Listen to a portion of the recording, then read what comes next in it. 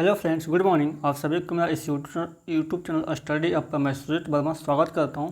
और आज इस वीडियो में हम पढ़ेंगे 21 नंबर क्वेश्चन से। यदि इससे पहले का वीडियो आप लोगों ने नहीं देखा है तो देख लीजिएगा, ठीक है। इसमें 10 प्रश्नों का हम लोग प्रैक्टिस करेंगे, तो आप बताइएगा कि 10 में से आपका कितने आए। तो चलिए आज का वीडियो स्टार्ट करते हैं। आप थंबनेल देख कर तो समझ ही होंगे, ये UGC नेट पेपर 2 है, जिसमें हम लोग ज्योग्राफी को पढ़ रहे हैं, ठीक है। तो चलिए 21 नंबर क्वेश्चन यहाँ पर कहता है, निम्नलिखित ज्यामितीय आकारों में से भारत के ग्रामीण अधिवासों में कौन सा सर्वाधिक मिलता है? चक्रीय, समानांतर, वृत्तीय, आयताकार। 21 का आंसर करें तो इसका राइट आंसर होगा आपका 4, आयताकार, ठीक है। यानी भारत में अधिकांश ग्राम आयताकार प्रतिरूप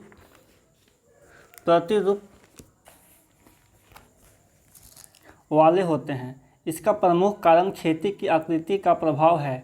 ऐसे ग्राम में भूमि का अधिकतम उपयोग संभव होता है।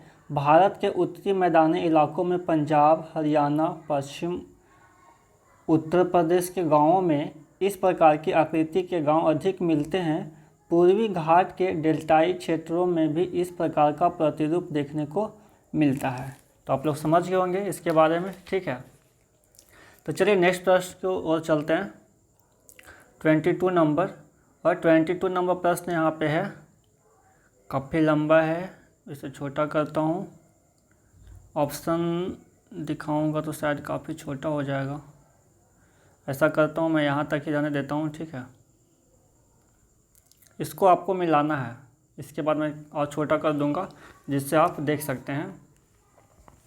जैसे सूची 1 को सूची 2 से सुमेलित कीजिए तथा दिए गए कोड की सहायता से उत्तर दीजिए। एक तरफ आप यहाँ पे देख रहे हैं हिमालय, इधर स्थिति है, ठीक है। हिमालय में है पंजाब हिमालय, नेपाल हिमालय, उत्तराखंड हिमालय, असम हिमालय। और स्थिति है, यानी जैसे कि पंजाब हिमालय है तो किन किन नदियों के बीच स्थित है? काली तथा तीस्ता नदियों के बीच, तीस्ता तथा ब्रह्मपुत्र नदियों के बीच, सिंधु तथा सतलज नदियों के बीच, सतलज तथा काली नदियों के बीच। तो आपको इनको मिलान करना है। बहुत ही गहरे अध्ययन किए होंगे तब इसका मिलान आप कर सकते हैं, ठीक है। तब फिर भी आप इसका आंसर देने का कोशिश करें। लीजिए मैं पूरा दिखा देता हूँ, ठीक है। यदि आप इसमें एक फ़ायदा ये होता है कि यदि आपका एक आंसर भी मिल जाता है, ठीक है, तो कभी कभी क्या होता है ना, सिर्फ एक ही मिलने से सारा मिल जाता है। कभी कभी 2 भी मिल सकता है, लेकिन ये UGC नेट क्या हो सके 3 तक आपका मिले, लास्ट वाला जाकर के डिफर करेगा, ठीक है। तो काफ़ी गहराई से पढ़ने की ज़रूरत है। तो 22 का आप आंसर बताएं क्या होगा। 22 का मिला करके बताइए। यदि आपको अभी टाइम चाहिए और वीडियो को पॉज करके टाइम लेके अपना बना सकते हैं। मैं 22 का आंसर बताने जा रहा हूँ। इसका राइट आंसर होगा सेकेंड, ठीक है, ये वाला। यानी एक का होगा थर्ड। पंजाब हिमालय जो है, चलिए यहाँ पे लिख देता हूँ, एक का थर्ड, ठीक है, बी का फर्स्ट, सी का फोर्थ और डी का सेकेंड। यानी पंजाब हिमालय जो है वो क्या है, सिंधु तथा सतलज नदियों के बीच है। पंजाब हिमालय कहाँ है? सिंध तथा सतलज नदियों के बीच है। जैसे कि मान लीजिए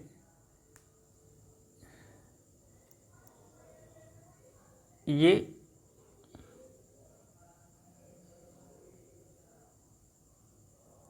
सही तो नहीं बना है, ठीक है, बट मान लीजिए भारत है, भारत का नक्शा है, ठीक है। तो पंजाब के कहाँ पे है? इधर साइड में है, ठीक है। तो इधर साइड में कौन सा नदी बहता है? सिंध और सतलज, ठीक है। नेपाल हिमालय जानते हैं आप, इधर है, ठीक है। तो नेपाल हिमालय का क्या होगा? फर्स्ट, काली तथा तीस्ता नदियों के बीच। नेपाल हिमालय जो है वो काली तथा तीस्ता नदियों के बीच बहता है, ठीक है। उत्तराखंड हिमालय, तो उत्तराखंड हिमालय है सी का 4, ठीक है, सतलज तथा काली नदियों के बीच। और असम हिमालय तीस्ता तथा ब्रह्मपुत्र नदियों के बीच। तो इससे याद करना पड़ेगा आपको। चलिए नेक्स्ट प्रश्न की ओर चलते हैं, या इसे और अच्छे से समझ लेते हैं, ठीक है।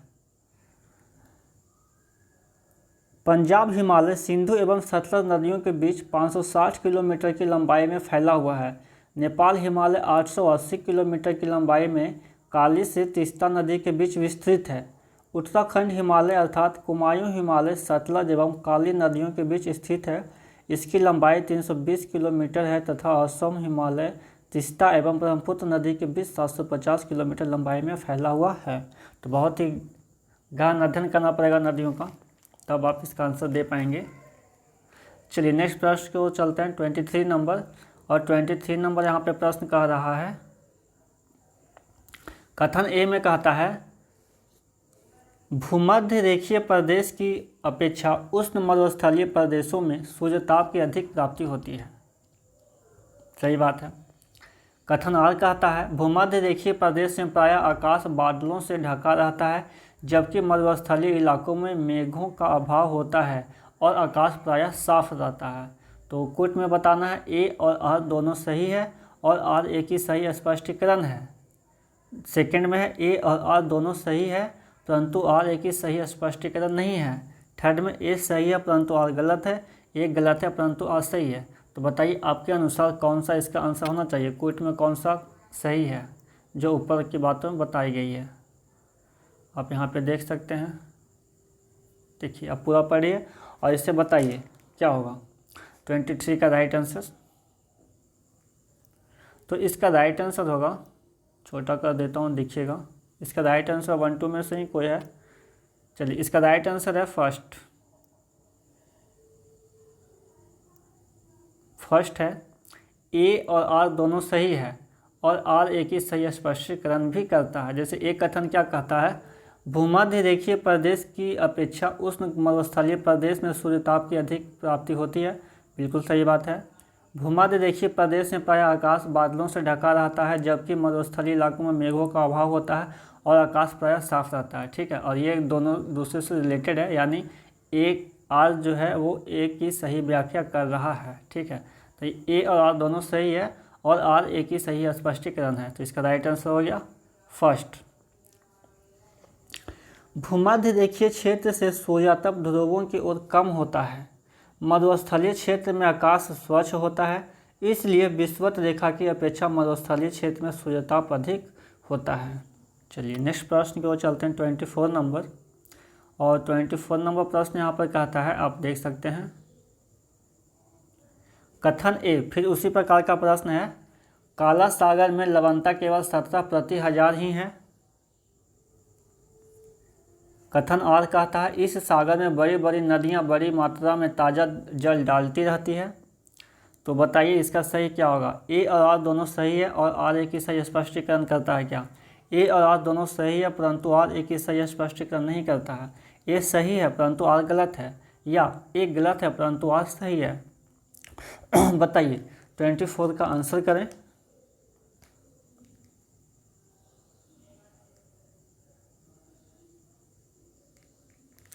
तो 24 का राइट आंसर होगा फर्स्ट। ठीक है, ए और आर दोनों सही है और आर एक ही सही स्पष्टीकरण भी करता है। ठीक है, जैसा कि आप यहाँ पे देख सकते हैं, काला सागर में लवणता केवल 17 प्रति हजार ही है, बिल्कुल सही बात है। इस सागर में बड़ी बड़ी नदियाँ बड़ी मात्रा में ताज़ा जल डालती रहती है, हाँ सही बात है। तो और ये दोनों तो सही है, तो ए और आर दोनों सही है, यहाँ तक सही है। और आर जो है एक ही सही व्याख्या करती है, तो ये भी सही है। चलिए समझ गए। काला सागर भूमि के चारों ओर से घिरा सागर है। इस सागर में डोन, वोल्गा, डेन्यूब बड़ी बड़ी नदियाँ अपना जल गिराती है, फलतः इसमें लवणता कम हो जाती है। आइए नेक्स्ट प्रश्न को चलते हैं 25 नंबर। 25 नंबर प्रश्न यहाँ पर कहता है, यूरोप में सबसे अधिक व्यस्त अंतरस्थलीय जलमार्ग कौन सा है। एल्ब नदी, डेन्यूब नदी, राइन नदी या वेसर नदी। बताइए यूरोप में सबसे अधिक व्यस्त अंतरस्थलीय जलमार्ग कौन सा है। एल्ब नदी, डेन्यूब नदी, राइन नदी या वेसर नदी। 25 का आंसर करें।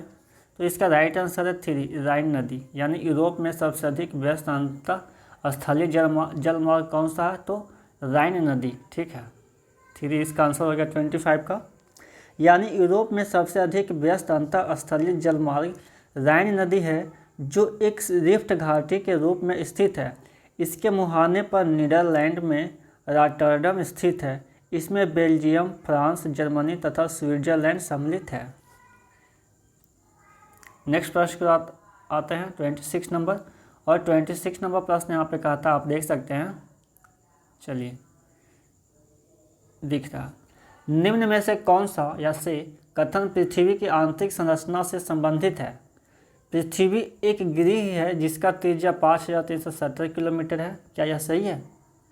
पृथ्वी की आंतरिक स्थिति की गुत्थी सुलझाने के लिए विभिन्न वैज्ञानिकों द्वारा गहरे समुद्र में प्रभेदन परियोजना चलाई जा रही है। तीसरा है, पृथ्वी एक उपग्रह है जिसकी त्रिज्या 6370 किलोमीटर है। बताइए इसमें से कौन सा सही है ऑप्शन? केवल एक, या 1 एवं 2, या केवल 2, या 4 एवं 2? इसी 4 में से कोई आपका एक आंसर है। आप इसे का आंसर छाट करके बताइए। 26 का आप आंसर करें। तो मैं बताऊं 26 का राइट आंसर है, 26 का राइट आंसर है आपका 3। केवल और केवल 2 सही है, यानी ये वाला, ठीक है। पृथ्वी की आंतरिक स्थिति की गुत्थी सुलझाने के लिए विभिन्न वैज्ञानिकों द्वारा गहरे समुद्र में प्रभेदन परियोजना चलाई जा रही है। पृथ्वी एक बहुत बड़ा ग्रह है जिसकी त्रिज्या 6370 किलोमीटर है। लेकिन देखिए यहाँ पे क्या कहता है, यहाँ पे त्रिज्या 6370 किलोमीटर तो सही है, लेकिन यहाँ पे ध्यान नहीं दिए, यहाँ पे ग्रह नहीं उपग्रह है। पृथ्वी क्या उपग्रह है? अरे पृथ्वी का उपग्रह तो चंद्रमा है, पृथ्वी तो एक ग्रह है। देखें कैसे यहाँ पे कन्फ्यूजन होता है। और यहाँ पे क्या कहता है, पृथ्वी एक ग्रह है, ठीक है, एक ग्रह कहीं लिखा है जिसकी त्रिज्या यहाँ पे सही नहीं है, ठीक है। तो 1 भी सही नहीं होगा और 3 भी सही नहीं होगा, तो सही कौन होगा? सिर्फ 2। तो केवल 2 आंसर 3rd नंबर में है। समझ में आया? तो पृथ्वी एक बहुत बड़ा ग्रह है जिसकी त्रिज्या 6370 किलोमीटर है। खनन के अतिरिक्त पृथ्वी की आंतरिक स्थिति को जानने के लिए प्रॉपर्टी में गहराई तक छानबीन की जा रही है। विश्व भर के वैज्ञानिक 2 मुख्य परियोजनाओं पर काम कर रहे हैं। एक गहरे समुद्र में प्रभेदन परियोजना व दूसरी समन्वित महासागरीय प्रभेदन परियोजना चलाई जा रही है। चलिए नेक्स्ट प्रश्न की ओर आते हैं 27 नंबर, और 27 नंबर प्रश्न यहाँ पे बहुत ही ईजी है। निम्न में से कौन से ग्रह पार्थिव ग्रह के नाम से जाने जाते हैं? बताइए। बहुत ईजी प्रश्न है। बुध, शुक्र, मंगल, बुध, शुक्र, शनि, मंगल, शनि, बृहस्पति, बृहस्पति, यूरेनस, शुक्र।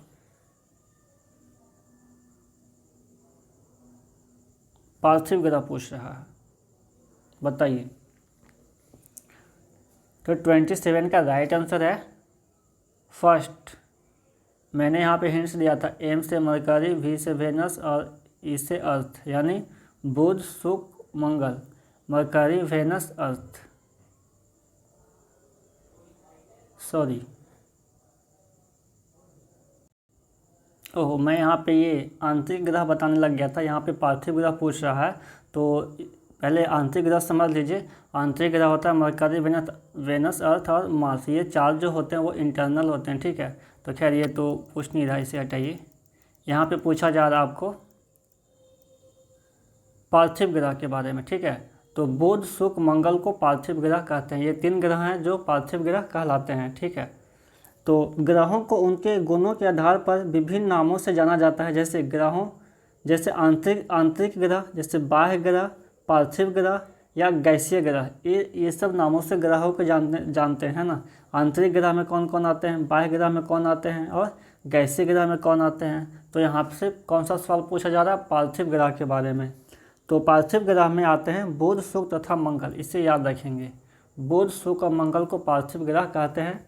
इन्हें पार्थिव ग्रह क्यों कहते हैं? इन्हें पार्थिव ग्रह इसलिए कहते हैं क्योंकि यह पृथ्वी की भांति ठोस होते हैं। कुछ ग्रह गैसों के बने होते हैं जिन्हें गैसीय ग्रह कहते हैं, ठीक है। तो ये तीनों ग्रह जो हैं वो ठोस होते हैं, इसलिए इन्हें पार्थिव ग्रह के नाम से जानते हैं। आइए नेक्स्ट प्रश्न की ओर चलते हैं 28 नंबर, और 28 नंबर प्रश्न यहाँ पर कहता है, निम्नलिखित में से किस केंद्र शासित प्रदेश में मुसलमान बहुत बहुमत में है वर्ष 2011 की जनगणना के अनुसार?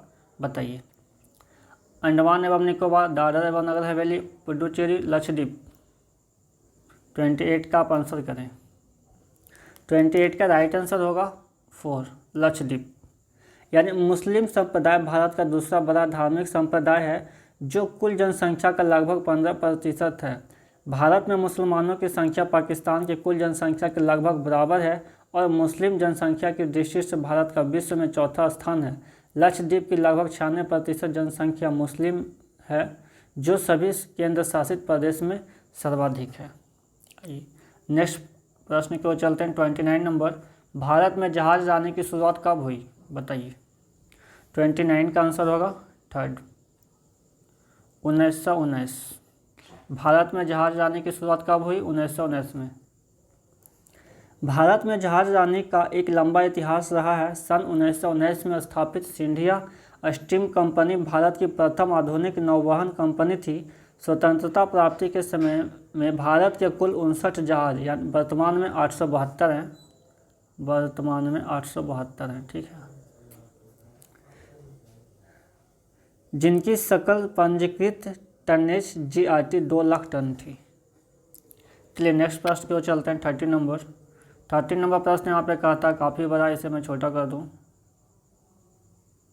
और भी छोटा। चलिए अब दिख रहा। लास्ट क्वेश्चन है।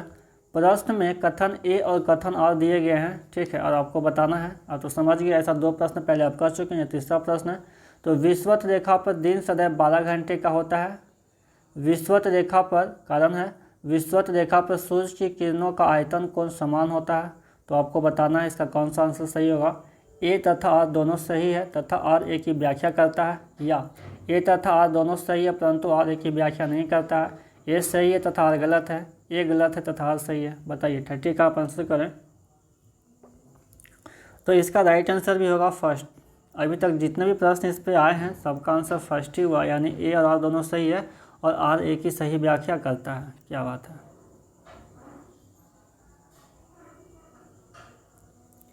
तो पृथ्वी के गोलाकार रूप के कारण सूर्य की किरणें सर्वत्र समकोण पर नहीं पड़ती है। भूमध्य रेखा पर सूर्य की किरणें लंबवत होती है क्योंकि सूर्य सर्वाधिक ऊंचाई पर होता है, परंतु ध्रुवों की ओर किरणों का आपतन कोण कम हो जाता है। परंतु पृथ्वी के निकट या वार्षिक गति के कारण भूमध्य रेखा को छोड़कर शेष भाग में दिन की अवधि में अंतर रहता है। भूमध्य रेखा पर दिन सदैव 12 घंटे का इसलिए है कि प्रकाश वृत्त भूमध्य रेखा को 2 बराबर भागों में बांटती है ना। तो यहाँ पे जो कथन है, विषुवत रेखा पर दिन सदैव 12 घंटे का होता है, बिल्कुल सही है। विषुवत रेखा पर सूर्य की किरणों का आयतन कोण समान होता है, सही है। तो ये था आज का 10 प्रश्न। आप लोग कमेंट करके जरूर बताइए 10 में से आपके कितने सही आए हैं। तो चलिए नेक्स्ट वीडियो में फिर हम लोग मिलेंगे 10 प्रश्नों को लेकर के। ज़्यादा प्रश्न इसलिए नहीं लेते हैं क्योंकि वीडियो काफ़ी लंबा हो जाएगा, और जब लोगों की संख्या ज़्यादा होगी, व्यूअर्स ज़्यादा होंगे, तो फिर हम नंबर ऑफ क्वेश्चन इसमें बढ़ा देंगे, टाइम भी ज़्यादा होगा। तो ठीक है, तो आप सभी लोगों का धन्यवाद जो हमारे चैनल से जुड़े हैं। यदि आप मेरे चैनल पर नए हैं तो चैनल को सब्सक्राइब कर लें और बेल आइकन को प्रेस कर दें। तो चलिए नेक्स्ट वीडियो में फिर मिलते हैं। आप सभी का धन्यवाद।